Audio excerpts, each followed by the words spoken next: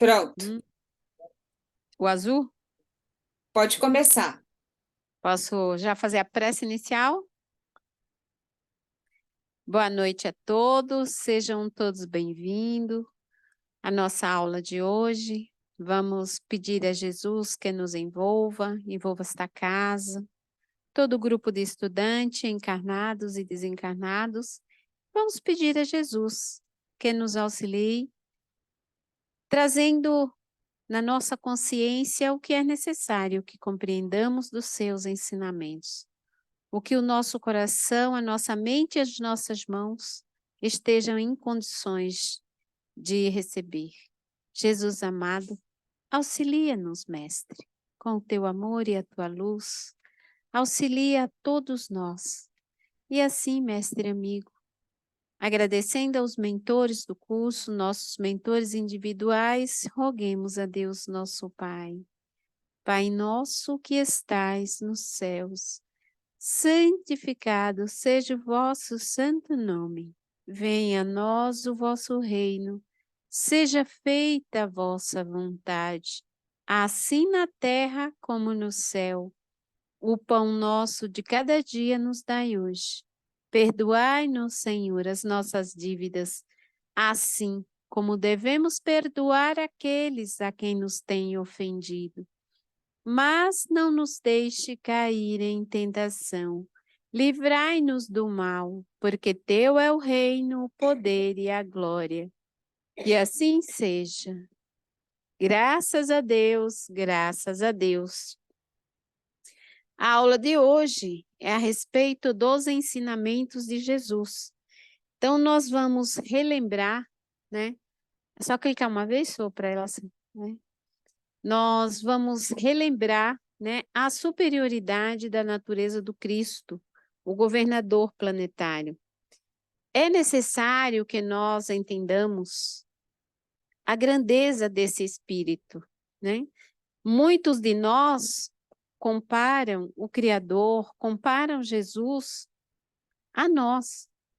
É bom lembrar, né, que nós fomos criados à sua semelhança, mas para isso nós necessitamos evoluir, né, para nos aproximar do Pai, para termos aquela perfeição relativa que os Espíritos nos têm ensinado.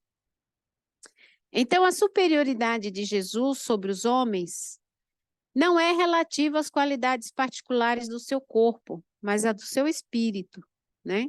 Que domina a matéria de maneira absoluta. Ele comanda todos os reinos, né? E não apenas o nosso planeta, mas Jesus governa, mas uns 3 planetas além do nosso. É isso, Sônia? 3? 4? Além do nosso, mais 4 planetas. E aí a gente observa, né? No capítulo 14 da Gênese, item 9, a gente pode estar estudando um pouco mais a esse respeito. Eu ponho a referência para aqueles que tiverem interesse, né, de pesquisar e ir até lá pesquisar mais um pouco. Sua alma não devia estar ligada no corpo senão por laços, né? E eu achei interessante a maneira que Kardec coloca esse assunto, né? Que dizendo que Jesus vive mais ligado no mundo extrafísico do que no mundo físico. Até porque aqui para ele é facinho, né? Controlar. A gente é muito devagarinho, né? Muito lento. Então, aqui ele domina muito fácil. Então, eles falam que Jesus, né, está mais ligado ao mundo espiritual do que ao mundo físico. A qualidade dos fluidos que lhe dava imenso poder magnético, secundado pelo desejo incessante de fazer o bem. Então, além dele ter, né, o seu fluido puro, limpo, ele tem a vontade de realizar, que é o que nós necessitamos aprender, né? Desenvolver a vontade e limpar o nosso fluido, tá certo? Que é assim como Jesus nós também temos, mas os nossos não estão muito limpos, né? Ora a gente consegue estar numa condição melhor, ora não, né? A gente sobe e desce, sobe e desce. Ora, o Cristo não tinha necessidade de assistência. Ele que assistia e auxiliava os demais. Agia por si mesmo e em vista do seu poder pessoal. Porque muitas pessoas perguntam, né, se o Cristo era médio de algum ser, de algum espírito superior, né? E Kardec vai nos falar na Gênesis que não, que ele quem dava essa assistência, né? E com a grandeza do seu espírito, ele não tem essa necessidade, né, de ter um espírito auxiliando. E aí a gente observa a grandeza do Cristo para conosco, né? Quanta humildade conosco, nos dando a oportunidade de servir, né, de aprender a trabalhar em sua seara, né? Então, assim, os exemplos que o Cristo nos dá é muito profundo. Então, um espírito dessa escola, né, é simples, tranquilo e natural. A gente quer enfeitar o negócio, né? Em vez de caminhar direitinho como ele nos ensinou. Bora lá. Gente, a gente vai, quase todas as aulas, a gente precisa ver, né, a escala espírita. Por quê? Precisamos compreender, entender que nós somos espíritos imperfeitos, né? Estamos na terceira ordem. Jesus faz parte da primeira ordem, espíritos puros. Para a gente ter uma ideia, né, aproximado de onde Jesus está e de onde nós estamos. É muito interessante essa questão da escala espírita, porque isso pode nos trazer a ideia, né, de trabalharmos a nossa condição humilde, né, simples, tranquilo, sem querer enfeitar aquilo que a gente não tem condições. Então, o que a gente percebe, né? Trabalha com amor, com respeito, né? Com carinho. É isso. Vai e segue, né? Não queira fazer o trabalho de um espírito superior que a gente não tem condições de chegar. Como dizia João Batista, né? Eu não posso nem amarrar os sapatos dele, né? Dizendo da grandeza dele. E Jesus também enalteceu, né, o João, porque Jesus fala certa vez que dos nascidos de mulher, João era o maior, né? Eu achava muito interessante aquela conexão deles, né? E a segunda ordem, que são os bons espíritos, né? Aqui a gente vê, para dar um exemplo, né, Chico Xavier, Dr. Bezerra, né? Todos esses irmãos que estão muito além de nós, que trabalha incessantemente, os seus exemplos são imperdíveis, né, Sonia? Imperdíveis é fala de Sônia. Imperdíveis, né? Mas que nós precisamos nos esforçar para nos melhorar, né? E dentro dessa terceira ordem, tem várias classificações, né, das nossas condições morais. Então, cada grupo se aproxima de uma classificação, né? Eu não gosto de olhar muito onde eu estou, não, porque não agrada muito, né? Mas, não, mas o bacana é assim, é a gente poder entender, trazer para a gente, né? E perceber que a gente precisa mudar, né? Que a gente precisa... Sim. Na sexta classificação, a Soninha está nos passando aqui que para a gente ficar no mundo de regeneração, nós precisamos chegar na sexta classe, espíritos benevolentes, né? O nosso irmão está aqui perguntando se não vai ter aqui, tem meia. Bom, gente, né? Eu não saberia dizer, né? Essa acho que um dos nossos grandes erros, né? E o que eu acho bacana da escola, né, da gente preparar essas aulas, essas coisas, é a gente perceber o quanto a gente é insignificante. Porque já teve um período na minha vida que eu achava que eu sabia também, né? Então eu ficava meia ancha, como diz a minha mãe, mas o legal é que as aulas te mostram, né? Que você tem que ter o pé no chão, que tem muito para aprender, né? E que nesse não é o caminho. Eu acho Magnífico. Então, gente, a escala espírita a gente vai ver por todo ano, que é para a gente aprender e, né, procurar lembrar. Ai, Jesus. A gente ainda não aprendeu isso. Como é que pode, né? Ainda continuamos, como é que se diz? Acusando o outro, né? Então, eu peguei essas questões do livro Consolador, né? Que vai falar da grandeza da Bíblia, né? Do Antigo Testamento, e da grandeza do Evangelho, e que eles estão conectados, né? Isso a gente precisa, porque percebe-se em nós uma maneira de querer afastar a Bíblia. Não, a Bíblia é a nossa história, né? É o que a gente viveu, é o que a gente já aprendeu, é o que a gente deixou de aprender, né? Fora as grandezas que lá tem, que a gente não tem condições, né, de compreender. Mas a questão 282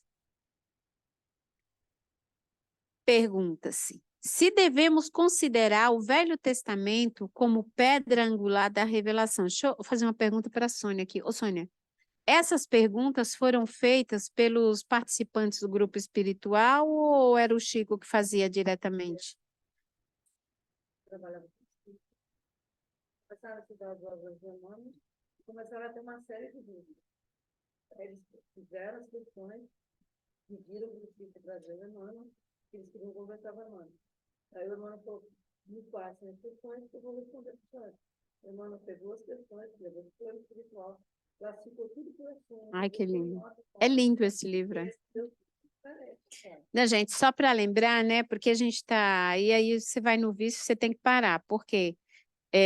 A gente quer dizer que, né, Kardec pergunta aos espíritos, não. Né? As perguntas foram elaboradas pelo grupo de estudo que participava com o Chico, né? Que trabalhava com o Chico Xavier. E Emmanuel pediu as questões e respondeu. Então, essa questão que vai fazer referência à Bíblia, né, e ao Evangelho, pergunta o seguinte: se devemos considerar o Velho Testamento como pedra angular da revelação divina, qual a posição do Evangelho de Jesus na educação religiosa dos homens, né? Essa eu achei uma pergunta muito boa para a gente ter um entendimento melhor. Então, o Emmanuel responde o seguinte: o Velho Testamento é o alicerce da revelação divina, quer dizer, é a preparação, né? É a construção primeira. Então, é um livro de grande valor que nós precisamos respeitá-lo. E o Evangelho é o edifício da redenção das almas, né? Quer dizer, o Evangelho é a continuação daquele trabalho que foi iniciado com os profetas, com os iniciados, né? Com os patriarcas, certo? Esse trabalho foi realizado com esses irmãos na construção do alicerce divino, na preparação para que nós tivéssemos condições, né, de amadurecer e alcançar o Evangelho. O Evangelho é o edifício de redenção das almas. Como tal, devia ser procurada a lição de Jesus. Não mais para qualquer exposição teórica, mas visando cada discípulo ao aperfeiçoamento de si mesmo, desdobrando a edificação do Divino Mestre no terreno definitivo do Espírito. E nesse estudo eu observei que os ensinamentos de Jesus nos chama a atenção para dois pontos principais, né? A educação. O Evangelho nos educa, nos ensina a nos conduzir a um caminho reto, a um caminho justo, né? E limpo.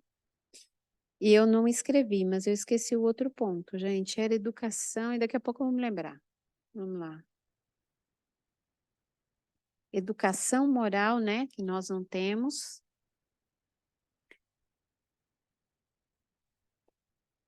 E a questão 283, com referência a Jesus, como interpretar o sentido das palavras de João.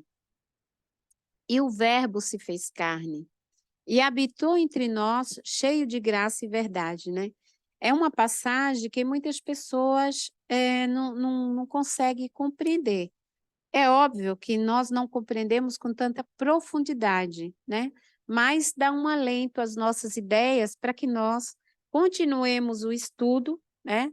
E venhamos a perceber toda a grandeza desses ensinamentos de Jesus e dessa palavra, né, que João traz no seu evangelho. O Verbo se fez carne. E responde Emmanuel: antes de tudo, precisamos compreender que Jesus não foi um filósofo e nem poderá ser classificado entre os valores propriamente humanos, tendo-se em conta os valores divinos de sua hierarquia espiritual na direção das coletividades terrícolas. E é aquela coisa, né, de a gente sempre trazer Jesus para aquilo que a gente faz, para aquilo que a gente pode ser. A gente esquece, né, que é um espírito evoluído, que é um espírito de luz, é um espírito puro. Então, nós damos classificação a ele que ele não tem necessidade. E já passou por isso há quantos milhares de anos, né? Então, a gente precisa ver Jesus como ele é. A questão maior é que o homem não olha para Jesus. Quantos irmãos não conhecem a história de Jesus? É assim, eu acho berrante, porque a gente está num mundo tão aberto, né? Tanta tecnologia, tanto progresso, mas o que é divino, o homem sempre se recolhe, né? Se esconde, ele se demora a atender, né, a sua evolução dentro do processo divino. Ele se esconde. Não sei se ele não quer se responsabilizar, né, por ser um filho de Deus e ter que responder, né, às questões divinas, por conta de não procurar praticar essas lições do Evangelho, mas quantos espíritos nós não atendemos, né, nos trabalhos de obsessão e que eles nunca ouviram falar de Jesus, né? E aí eu vejo hoje os encarnados, o quanto não têm vontade de conhecer-lhe a história, né, os exemplos, de quanto não se interessa. E mesmo os que já conhecem, o quanto também não se interessa, né? Quando o Soares, né, nos trouxe aquela aula sobre Jesus, onde nós encontramos todas as respostas no Evangelho, e encontramos, né?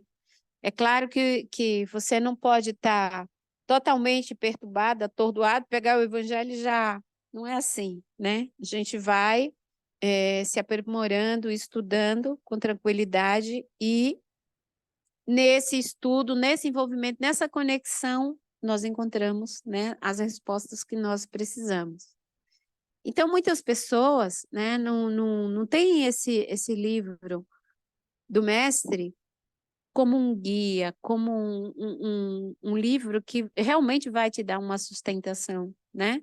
Eles leem como leem qualquer livro, qualquer romance, e não é por aí, né? E aí, respondendo, aliás, e falando o que terminou Emmanuel diz, ele diz, enviado de Deus, ele foi a representação do Pai.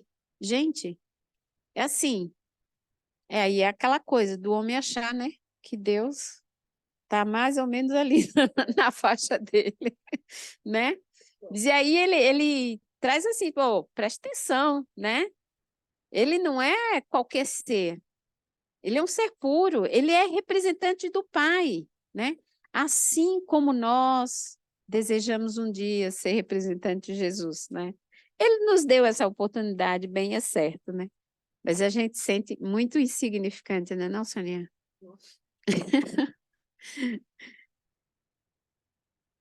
Então, ele foi a representação do Pai junto do rebanho de filhos transviados do seu amor e de sua sabedoria, cuja tutela lhe foi confiada nas ordenações sagradas da vida no infinito. Quer dizer, aqui no nosso planeta, né, Jesus tem abraçou essa responsabilidade de nos levar, né, até o infinito, até quando nós estivermos em condições, né, de seguir e auxiliar um pouco mais os nossos irmãos.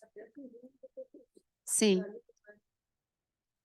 Mas ali ele segue a gente, ele vai com a gente até esse ponto?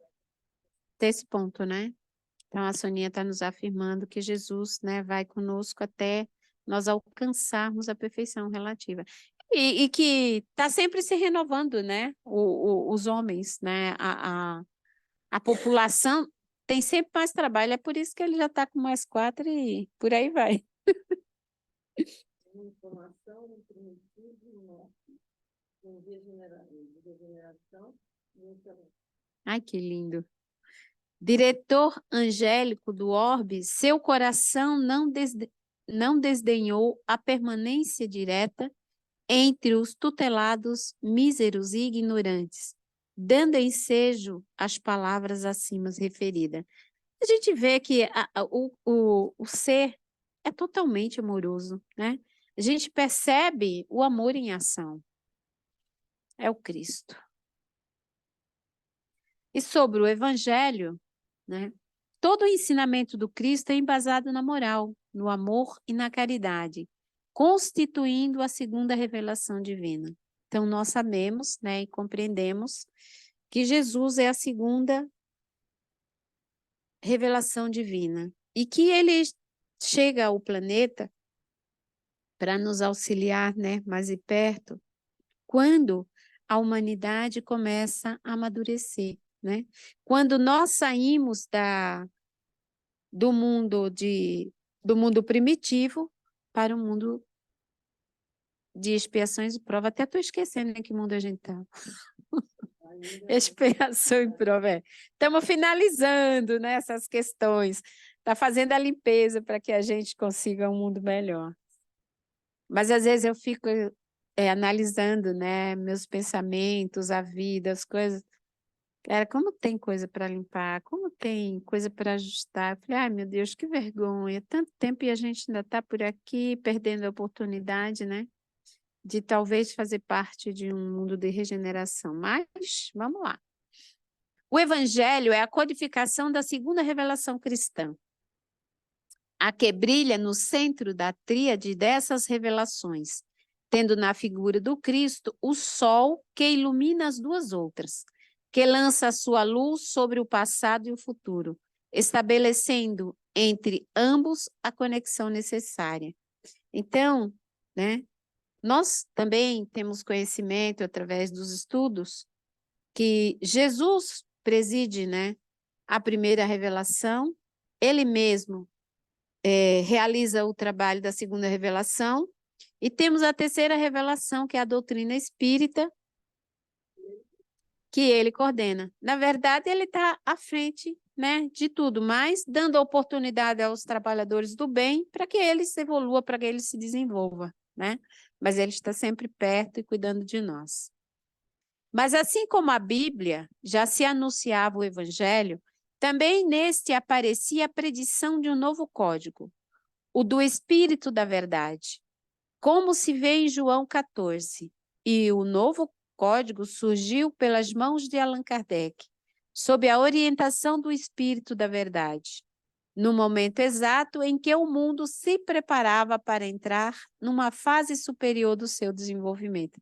E é sempre nessa transição, né, que ocorre essas grandes transformações. É um período de transformação que se finda para iniciar um melhor, né? Então, quando Kardec nos trouxe, né, a doutrina espírita, a humanidade estava numa condição mais melhorada. Não muito, né? Não muito, mas um pouquinho vai para lá, né? E aí a oportunidade, né? Que é, mais uma vez, eu digo que a gente aproveitou bem pouco, mas estamos aí. Cada fase da evolução humana se encerra com uma síntese conceptual. Eu fui ver que palavra era essa. Eu falei, que palavra mais desajeitada? Ah, essa palavra vem de concepção, né? Então, todo o final todo o processo que se termina, né? Todo o círculo que se termina, vem sempre acompanhado de uma codificação para que nós tenhamos a concepção que evoluímos, né? Que caminhamos. A Bíblia é a síntese da antiguidade, como o Evangelho é a síntese do mundo grego-romano judaico e o livro dos Espíritos, a do mundo moderno, né? Então, os Espíritos nos falam, né, que não haverá mais, não tem mais elo perdido, né? Então, essas 3 codificações que nós temos é suficiente para nos fazer evoluir, né, o que nós temos necessidade. Esse texto eu retirei do livro do Caibai Chuto, mas eu resumi bastante, que ele vai falar da comunidade cristã, né? E sobre a liberdade que nós não percebemos e não conseguimos, dentro da nossa condição moral, perceber, né? Que temos a condição de ter a liberdade, mas não trabalhamos para isso. Então, ele diz o seguinte: a doutrina de Jesus é a religião da paz, da fraternidade e do desapego, finalmente do amor incondicional. Jesus não admitia o orgulho e o egoísmo, fatores principais da desorganização social.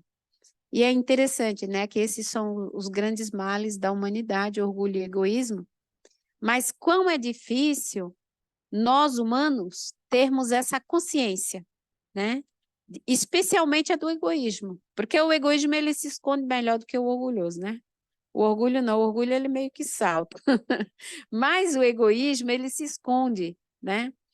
E é necessário eu ter esse olhar para mim, né? E perceber que as minhas atitudes, que parecem boas, né, não são tão boas assim. E aí, né, uma vez eu estava chateada porque eu falei para uma pessoa que ia fazer uma coisa para ela e não fiz. Estava chateada. Aí passou, fui lá, voltei para casa chateada. Aí meu mentor disse assim: quer saber? Eu disse: o que foi? Está chateada? Eu disse: estou muito chateada. E se eu te disser que você está chateada, porque não é porque você não conseguiu fazer a ação para a pessoa, né? É porque você está se... É como se você fosse incapaz, entendeu? Isso é orgulho, ele falou para mim. Eu falei, ah, Maria, deixa eu me consertar. Ele falou, essa chateação que tu tá sentindo aí não é por causa do outro, é por causa de tu, que não conseguiu fazer a ação, entendeu? Então, a gente tem umas ações orgulhosas que a gente não se dá conta, né? Então, o que eu peço. Eu sei que eu sou tinhosa, mas eu peço, eu digo, puxa a orelha, deixa aí não, porque para ver se melhora um pouquinho, né? E aí ele me fala, e eu achava isso legal, porque eu comecei a analisar, né? Quando eu ficava chateada, eu começava a analisar as coisas para ver se eu estava chateada realmente por causa do outro, ou, né? Ou chateada porque eu não consegui fazer, né? Mas é uma situação, assim, difícil de você compreender, né? E por isso que nós precisamos pedir aos nossos mentores, né? Aos nossos amigos espirituais, para nos ajudar nessas questões, porque sozinho a gente não enxerga, porque a gente está tão atolado no orgulho e no egoísmo que a gente não consegue ver, né? Então, hoje eu consigo compreender muitas pessoas, né? Que às vezes a gente fala assim, é nada, está se fazendo, está isso, está aquilo, não tem condições de ver, né? E aí eu consigo perceber por conta, né, dos puxões de orelha que eu recebi. Você vê como é bom. Então, ele diz, no encontro do mestre com Zaqueu, das propostas da proclamação de Jesus, hoje entrou a salvação nesta casa, né? E aí, E Jesus foi criticado, né, porque entra na casa de Zaqueu. E Zaqueu era tido como pecador, porque era rico. Então, mas Zaqueu, quando vê Jesus, se desmancha todo, né? Eu acho linda a passagem. Essa é uma das passagens que eu sempre me apaixonei, a de Zaqueu. Onde Zaqueu era muito pequeno e sempre havia grande multidão em volta de Jesus. E Zaqueu sempre procurou ver Jesus, não conseguia, né? Ele queria se aproximar de Jesus. Então, ele sabia que Jesus ia passar por ali, ele sobe, né, numa árvore gigante para ver Jesus. Quando Jesus vai passando, olha para cima e diz: Zaqueu, nem ainda chama pelo nome. Zaqueu, desce daí que hoje me importa que eu vá, né, jantar na tua casa. Nossa Senhora, eu fico imaginando Zaqueu descendo, se desmanchando todo ali, né? Eu acho. Eu falo, porque a gente era criança, subia árvore, a gente já sabe, quando aparecia alguma notícia boa, ou quando a gente estava fugindo, né, a gente despencava lá da árvore. E Zaqueu, né? Zaqueu com tanta alegria, né, de Jesus ter chegado próximo dele e chegar aí na casa dele, disse: Senhor, né? Naqueles que eu prejudiquei, eu quero dar 3 vezes, né? O que eu danifiquei a pessoa. Então, o que Jesus está falando, né? Da transformação de Zaqueu, né? Por crer no Cristo, por ter aquela alegria de estar recebendo aquela energia de Jesus, né? E é tão interessante porque hoje, né, nos estudos, tem horas, né, que eu percebo uma energia tão suave, tão doce, né? E eu fico pensando, né, emanação de Jesus. E todos nós recebemos, mas a grande maioria não se percebe, né? Não sente, porque está tão envolvido com a materialidade, com as coisas do mundo, da vivência, né? Da vida material, e não se percebe, e não recebe, repele, né? Aquela energia santa que você está recebendo. É fantástico, assim, tem umas horas que eu meio saio, acho que da onda, né? Se desliga um pouco da matéria e a gente percebe essas coisas e eu fico maravilhada, né? E quanto a gente perde essa vivência, né? Essa vivência. Então, Zaqueu nos dá um grande exemplo. E aí ele vai falar também, né? Sobre a palavra do rico e o Lázaro, né? Que é aquela história do homem rico e do mendigo que vivia quase que na porta dele, né? Passando fome, passando sede. E nunca que aquele senhor que lá tinha tanto que comer ou que beber, né? Deu de comer àquele irmão. Então chega o dia que o irmão desencarna e também desencarna o rico, né? E o irmão que sofreu toda aquela vivência, ele é recebido, né, por Abraão. E o outro, de certa maneira, né, na forma de Jesus contar, está sozinho, né, não tem ninguém com ele. E ele pede, né, ajuda de Lázaro, daquele que ele nunca se importou com ele. E é dito para ele, né, que entre os dois se criou um grande abismo. Nem o menino poderia passar para lá, nem ele para cá, né? Então, e é isso que a gente faz muito, né?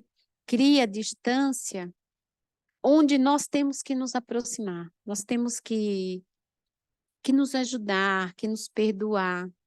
A gente é muito mesquinho no sentido de não aproveitar o que nos é dado, né? Muito, muito. A gente, infelizmente, a gente age assim, né? Ainda. Então, são exemplos, né? Que vêm nos chamar a atenção para que a gente se liberte, né? E aí, o rico diz para, né? Peça para alguém, né? Alguém desencarnado, algum espírito, vá até a minha casa e avise os meus irmãos para que eles não caiam como eu caí, né? Então, ele diz, não, ele já tem Moisés. Se eles não ouviram Moisés, não vai ouvir o desencarnado que bata lá. Que é o que acontece conosco, né? Quantas pessoas repelem os espíritos, sendo que nós somos espíritos eternos? Não compreende? Não compreende. Mas não para pensar, né? Não para pensar. Então, a gente sofre por conta disso, porque a gente não presta atenção naquilo que a gente recebe, né? Nas bênçãos de Deus. E aí ele fala, o trecho do Sermão do Monte, que é assim começa, não ajunteis para vós tesouro na terra, é mais que categórico. No capítulo 6, versículo 19 ao 34 de Mateus, né? Não ajunteis tesouro. E aí, né, sempre houve essa preocupação humana de guardar, né? De guardar alguma coisa, outros querem guardar tudo que ganham. Mas o tempo de hoje me apavora, porque a humanidade entrou numa sintonia que tudo é dinheiro, é dinheiro, é dinheiro. O dinheiro é bom, é saudável, né? Mas a gente precisa tomar cuidado. Eu tenho pavor do jeito que a humanidade começou a se envolver os jovens. Falei, gente, tudo é dinheiro. Eu só vejo lá em casa. Ah, mas isso... Não, eu falei, ó, enquanto mamãe tiver cabeça boa, mamãe vai continuar fazendo. Vocês não fazem, é um problema seu. Depois vocês não vão reclamar da vida. Gente, não pode ser assim, né? Ai, tudo é para guardar. E aquela coisa. E eles vão assim. Eles garimpam tanto, tanto, tanto, que tem hora que eu falo assim, pelo amor de Deus, o outro que está do outro lado, que vai vender o produto para vocês, vai ganhar o quê? Nada. Daqui a pouco ele não ganha nada para vender o produto para vocês. Tem que garimpar? Tem, mas não exagera. Pelo amor de Deus.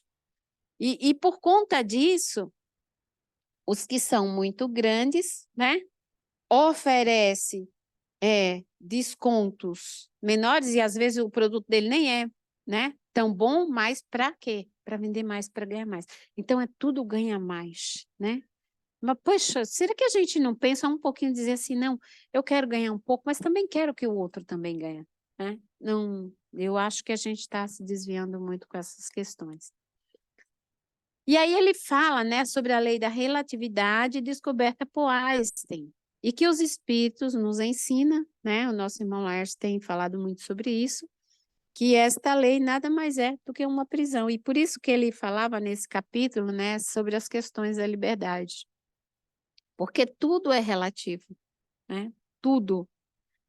E nós precisamos aprender a conviver com a relatividade, né? Nem descambar para um lado demais, nem para o outro demais, né? Mas buscar um equilíbrio. Então, ele disse que a descoberta por Einstein, né, a sua fórmula, é uma grande verdade e não vigora unicamente para as grandes coisas, mas também para as mínimas. A igualdade como a liberdade são, portanto, leis que só podem ser regidas pela lei de fraternidade. E aí, né, onde a gente raciocina, se nós não trouxermos a lei da fraternidade, da união, do amor, né, para o conjunto, para onde a gente vai? Lugar nenhum, né? Não vai lugar nenhum. E o livro dos Espíritos, né, aquela questão que não quer calar, qual o tipo mais perfeito que Deus tem oferecido ao homem para lhe servir de guia e modelo, né? A gente não pode deixar de trazer porque as pessoas precisam saber. Uma hora abre lá na internet, né, vê a aula e diz, oh, nem sabia disso. Então aprende, né? Jesus é o nosso maior modelo. Ainda comenta Kardec, para o homem, Jesus constitui o tipo da perfeição moral, a que a humanidade pode aspirar na Terra. Deus nos oferece como o mais perfeito modelo, e a doutrina que ensinou é a expressão mais pura da lei do Senhor, porque sendo ele o mais puro de quantos têm aparecido na Terra, o Espírito Divino o animava, né? E aí a reafirmação, né, que ele é o espírito mais evoluído que já encarnou aqui na Terra, né? Como deixar esse ser, né, passar? E a 626 Só por Jesus foram reveladas as leis divinas e naturais? Não, né? Jesus trouxe os seus amigos, os seus companheiros, a pleiade de espíritos que nos acompanham, que nos guia, né? Antes do seu aparecimento, o conhecimento dessas leis, só por intuição, os homens a tiveram? Já não dissemos, eu adoro quando os espíritos dizem isso. É porque ele já falou sobre isso, tipo assim, porque insiste, né? Já não dissemos que elas estão escritas por toda parte? Desde o século mais longínquos, todos os que meditaram sobre a sabedoria hão podido compreendê-las e ensiná-las, e a gente precisa lembrar, né, que elas estão escritas na nossa consciência, né? É o primeiro campo, quer dizer, nós já fomos criados e inserido essas leis em nós, para que nós fôssemos desenvolvendo e praticando-as. Pelos ensinos mesmos incompletos que espalharam, prepararam terreno para receber a semente. Estando as leis divinas escritas no livro da natureza, possível foi ao homem conhecê-las, logo que as quis procurar. Por isso é que os preceitos que consagram foram desde todos os tempos proclamados pelos homens de bem. E também por isso é que elementos delas se encontram, se bem que incompletos ou adulterados pela ignorância, na doutrina moral de todos os povos saídos da barbárie. Então, assim, elas sempre estiveram conosco, né? E a gente vai aprendendo de acordo, a gente vai desenvolvendo, mas ainda precisa purificar, né, as leis em nós. A lei maior. Eu peguei essa passagem do capítulo 15 do Evangelho segundo o Espiritismo, o item 5 e 6, né? Para relembrar quanto é grande o amor divino por nós. E Mateus, no capítulo 22, do versículo 34 ao 40, nos fala, palavras de Jesus. Mas os fariseus, tendo sabido que ele tapara a boca ao sal dos seus, se reuniram e um deles, que era doutor da lei, foi propor-lhe esta questão para o tentar. E o mais interessante, né? Como esses seres e nós somos insignificantes. Tentar a Jesus, um ser puro, né? Às vezes eu fico raciocinando, né, o quanto aqueles irmãos estavam envolvidos em trevas, porque não conseguia nem captar o magnetismo dele, que era o que atraía grandes multidões, né? E eles não eram atraídos por isso. Mestre, qual o grande mandamento da lei? Jesus lhes respondeu: amarás o Senhor teu Deus de todo o teu coração, de toda a tua alma, de todo o teu espírito. Esse é o maior e o primeiro mandamento. E aqui está o segundo, que é semelhante ao primeiro. Amarás ao teu próximo como a ti mesmo. Toda a lei e os profetas se acham contidos nesses dois mandamentos. E essa é a próxima aula da Sônia. Semana que vem, os dois mandamentos. Mas eu quis citar porque eu acho muito importante, né? Nós relembrarmos os mandamentos, apesar de todos os irmãos encarnados e desencarnados procurarem nos orientar, né? Nos lembrar, porque esse é um dos objetivos da doutrina espírita, né? Nos lembrar o que a gente esqueceu. Caridade e humildade, tal a senda única da salvação. Egoísmo e orgulho, tal a da perdição. Esse princípio se acha formulado nos seguintes precisos termos: amarás a Deus de toda a tua alma, de todo e ao teu próximo como a ti mesmo. Toda a lei e os profetas se acham contidos nesses dois mandamentos. Então, Jesus resume os 10 mandamentos em apenas 2, né? E para os judeus da época, né, Jesus estava contrariando a lei, e na verdade não estava, porque se a gente observar, né, o que ele nos disse é perfeitamente, né? Não adianta eu não olhar para o boi do outro, para o marido da outra e etc, né? Basta amar a Deus, né? Se eu conseguir esse amor com meu pai, logo eu vou aprender a amar o meu irmão. E para que não haja equívoco, a interpretação do amor de Deus e do próximo acrescenta: e aqui está o segundo mandamento, que é semelhante ao primeiro. Isto é, que não se pode verdadeiramente amar a Deus sem amar ao próximo, nem amar ao próximo sem amar a Deus. Logo, tudo que se faça contra o próximo, o mesmo é que fazê-lo contra Deus. E a gente não entende isso, né? Nos explicam também, quando nós estamos revoltados, zangados, né? Nós estamos exatamente revoltados contra Deus, né? E nós achamos que é contra o outro. Olha como a gente não entende, né? Bora lá. E o capítulo é fora da caridade, não há salvação.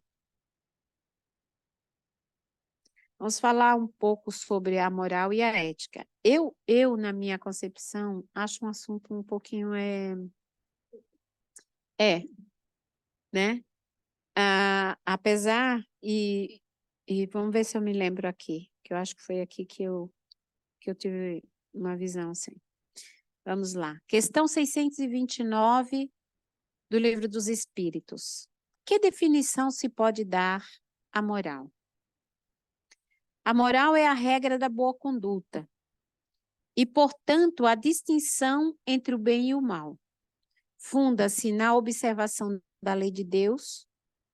O homem se conduz bem quando faz tudo tendo em vista o bem e para o bem de todos, porque então observa a lei de Deus, né? Mas mesmo dentro do bem que a gente faz, é necessário que nós analisemos, né? Como eu estava falando no início, que o meu mentor falou para mim, né? Que na verdade eu não estava chateada, não era porque eu não fiz a ação para a pessoa, mas eu estava com orgulho ferido porque eu não consegui fazer a tal ação. E daí eu aprendi, né, quando eu não consegui, não ficar mais chateada. Vamos lá. Diante desse código divino, a própria incredulidade se curva. Eu peguei esse texto da introdução do Evangelho segundo o Espiritismo, que ele vai dividir, né, é o objetivo do livro. Qual é o objetivo do livro? Então, eles dividem em 5 itens, né, a respeito dos assuntos do Evangelho. E ele fala, né, sobre a infância de Jesus, ele fala sobre as curas de Jesus.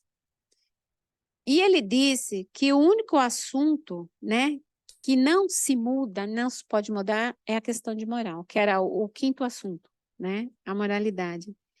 E ele vai dizer, né, que todas as religiões, nenhuma pode falar mal da moral do Cristo, né? Porque ele não tem para onde ir. Se ele falar mal da moral do Cristo, então ele é imoral, né? Então ele não tem ética. Então, como ele pode se passar por um religioso, né? Eu achei bem bacana. Então, ele diz assim: diante desse código divino, a própria incredulidade se curva. É terreno onde todos os cultos podem reunir-se, estandarte, sob o qual podem todos colocar-se, quaisquer que sejam suas crenças, porquanto jamais ele constituiu matéria das disputas religiosas, que sempre e por toda a parte se originaram das questões dogmáticas, né? Então, independente da religião, ele tem que respeitar a moralidade do Cristo, né? Para os homens em particular, constitui aquele código uma regra de proceder que abrange todas as circunstâncias da vida privada e da vida pública. O princípio básico de todas as relações sociais que se fundam da mais rigorosa justiça. Quer dizer, toda a amizade, tudo o que nós fizermos, não importa para quem, né, ou a quem, ou onde, se nós tivermos moralidade, né, é algo que cresce, é algo que continua. Se nós nos perdermos desse caminho, né, a gente não consegue ir em frente. Então, nós andamos em círculo se nós não tivermos uma base na moralidade, né? E aí acontece muitas coisas, às vezes eu vejo pessoas, né? Vêm para o centro espírita e fazem coisas que não deviam. E eu fico observando, né? Não digo nada à pessoa, porque ela que tem que saber. Eu fico pensando, quer dizer, se eu venho num centro espírita, né? Os espíritos estão me vendo.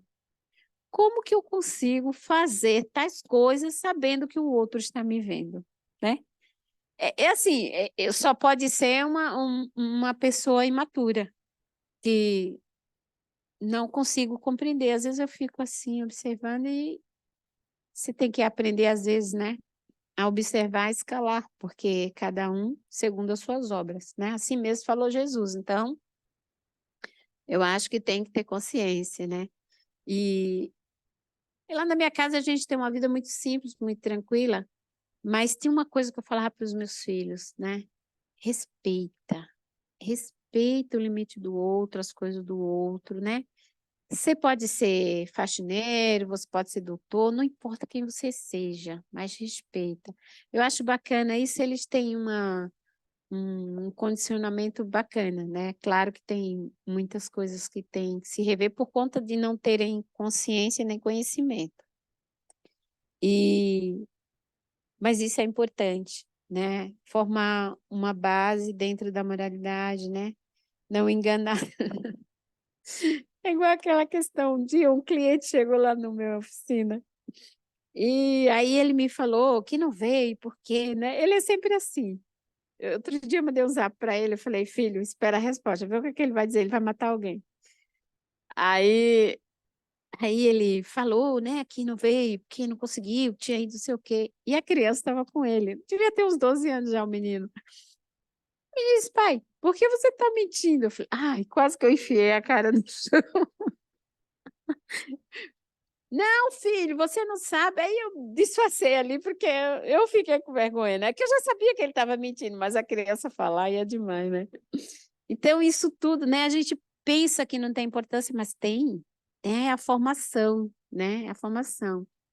Eu tenho o Pedro, né? Que tem 20 anos, já vai para 21. Falei, ó, agora já pode ser preso, hein? Cuidado. Aí ele desde criança não gosta de mentir, não gosta. Um dia o pai comprou uma corrida e ficou doente, não conseguiu. Vai lá, Pedrão, corre por mim. Falei, vai, filho, bora. Eu vou com você, mas eu vou correr não. Vou ficar por ali. Tá bom. Foi, correu, tal. Aí, quando foi na hora da entrega não era medalha, era um troféu, um negócio lá. Ele disse, aí o rapaz disse, qual é o seu nome? Ele disse, olha, eu corri no lugar do meu pai. Não é o meu nome que está aí, é o do meu pai. Eu achei, assim, bem... Eu deixei ele sozinho, né? Ele mesmo... Eu disse, vai lá, filho, buscar, né? Não disse, nem diga, nem desdiga a ele. É assim, eu corri no lugar do meu pai não pode vir. Eu posso pegar? Aí o rapaz disse, claro, você pode. Eu achei...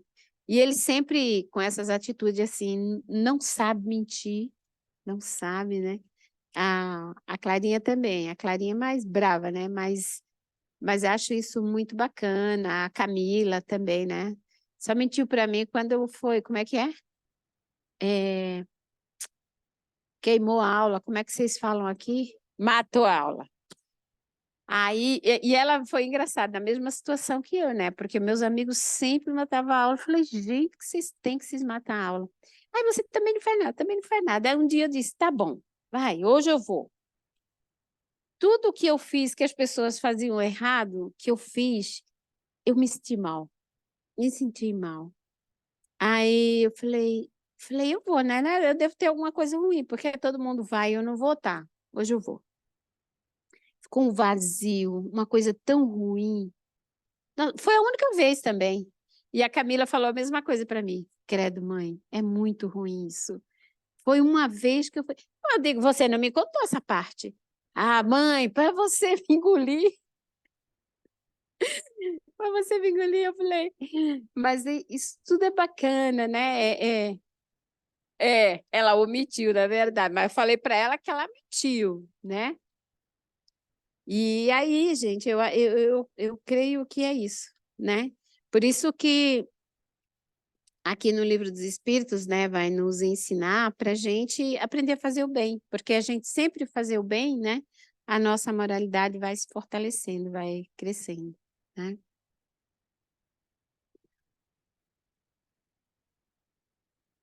E aqui uma continuação sobre a ética. Soninha, você que é boa e que é entendido das leis.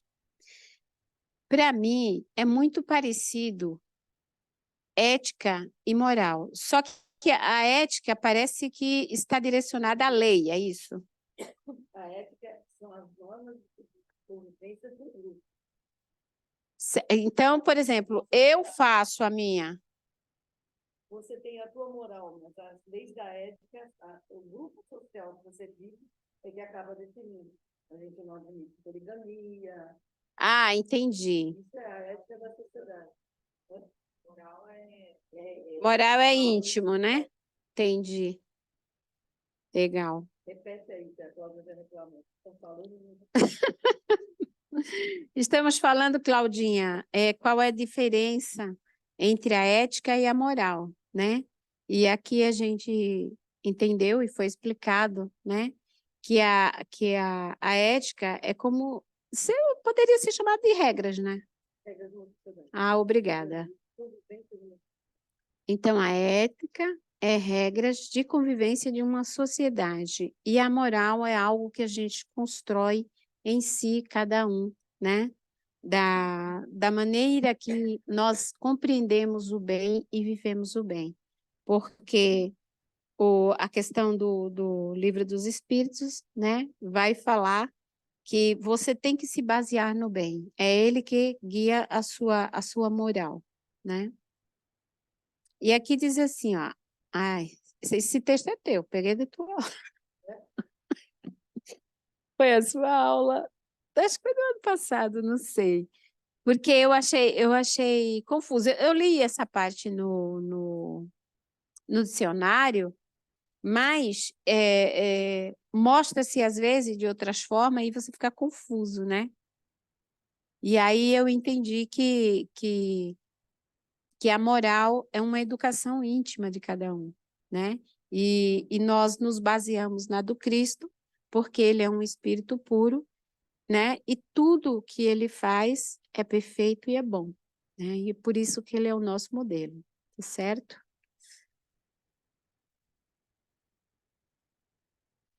Também eu trouxe um texto, o que eu esqueci de pôr foi...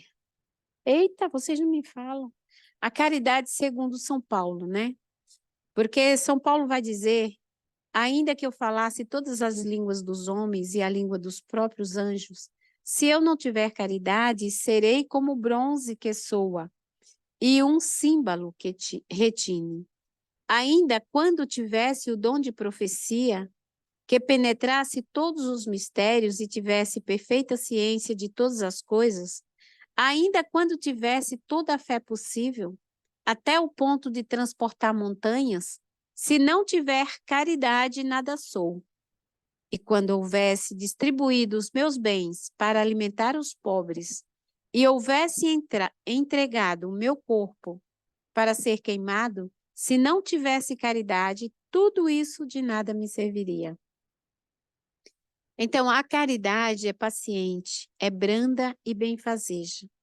A caridade não é injubilosa, não é temerária, nem precipitada, não se enche de orgulho, não é desdenhosa, não cuida de seus interesses, não se agasta, nem se azeda com as coisas alguma. Não suspeita mal, não se rejubila com a injustiça, mas se rejubila com a verdade. Tudo suporta, tudo crê, tudo espera e tudo sofre. Agora, estas 3 virtudes, a fé, a esperança e a caridade, permanecem. Mas dentre elas, a mais excelente é a caridade. Então, gente, eu acho que viver Jesus, né, é viver a caridade. E esse é um ponto fundamental onde mais nos reeduca. Porque todos os ensinamentos do Cristo é para nos condicionar à perfeição relativa, né? E se nós não fizermos essa transformação íntima nossa, não tem como nós nos reeducarmos, né? Então, foi bem bonito a maneira que Deus, né, nos prepara com as suas leis, nos educando a amar. Então, a caridade é o caminho que nós temos para fazer a nossa transformação íntima, porque a caridade muda o nosso sentimento, né? Por mais danado que a gente seja, por mais difícil que nós sejamos, se nós tivermos caridade, né, com amor, com simplicidade, com tranquilidade, é tudo de bom, né? Então, convido a todos, né, que comecem o seu processo e cuidando do outro, né? Mas cuidando com amor, não querendo mandar na vida do outro, por favor. Então, eu vou ler o título e vou fazer um comentário, né? Ninguém pode ver o reino de Deus se não nascer de novo, capítulo 4 do Evangelho segundo o Espiritismo, item 10 e 11, depois vocês vão ler. Mas o que eu queria lembrar é que nós devemos desenvolver o espírito de gratidão. Porque nós não fazemos ideia do amor de Deus por nós, do nosso Criador, né? Jesus nos mostra este amor, nos ama de mesma forma. Sempre falou, né? Eu faço o que o meu Pai me pede. Eu não faço as coisas porque eu quero fazer, né? Então, ele tem nos ensinado. Abramos os nossos olhos, os nossos corações, os nossos ouvidos para ouvir a Jesus. Não é Brasiliana, não é Laércio, não é Soninha, não é Soares, não é Claudinha, né? É Jesus. Então, apesar, né, de sermos pequeninos, de sermos insignificantes, eu me sinto um ser insignificante, eu peço a todos os irmãos, observem, estudem, vivam Jesus de Nazaré. É tudo que precisamos, gente. Tudo o que nós temos a mais, né? É supérfluo. É supérfluo. Tudo que nós precisamos está em Jesus. E ele nos mostrou um caminho muito simples. O pentagrama do cristão, né? A gente pode vestir os nus, pode levantar os caídos, pode dar comida a quem tem fome, pode assistir os enfermos e visitar os encarcerados. Então, é só isso que Jesus nos pede. Digam para mim se custa, se pesa, né? E aqui no final, só para a gente relembrar as revelações divinas, né? Justiça, amor e caridade, a primeira revelação trazida por Moisés, né? E Moisés vai nos ensinar sobre a justiça, trazendo consigo a codificação da Bíblia, embora ele não tenha escrito a Bíblia, né? Mas vem através dele, através de todo o trabalho que ele conduziu os irmãos hebreus, né? A segunda revelação, Jesus, o mensageiro do amor, trazendo a moral e a caridade aos corações dos homens, né? E Jesus é quem preside a Moisés. E a terceira revelação, que é codificada pelo nosso irmão Allan Kardec, o mensageiro da doutrina espírita, trazendo o conhecimento da imortalidade da alma. Quero agradecer a todos vocês que puderam, né, que estiveram aqui, encarnados e desencarnados. Amanhã a aula será colocada na internet. Depois da meia-noite, tá? Já depois da meia-noite, a Claudinha já coloca na internet, né? Aqueles que desejarem, quiserem assistir, sejam bem-vindos. Só temos a agradecer. Aprendamos a ter sentimentos de gratidão. E procuremos, dentro da nossa vivência, perdoar os irmãos que, pela nossa vivência de hoje, estão vivendo muitas perturbações. Aqueles irmãos que não se conectaram com Cristo, com Deus nosso Pai, estão, de certa forma, atônitos, desgarrados. Então, não olhemos para eles como eles fossem irmãos à parte. Eles são nossos irmãos do coração. Eles são tão filhos de Deus quanto nós. Então, se nós tivermos um pouco de equilíbrio, tenhamos paciência com o outro. A humanidade se encontra numa perturbação muito grande. Então, oremos uns pelos outros. Eu quero agradecer a Jesus, que nos deu a oportunidade de, com a nossa simplicidade, estarmos aqui aprendendo mais um pouco. E digo a Ele que eu não vou descolar dele, porque se ele não cai, graças a Deus, mas se ele caísse, eu cairia por cima dele. Obrigada, Jesus, obrigada a todos, obrigada, gente. Que Jesus abençoe a todos nós. Como que faz, senhor? Quer vir? No vermelho?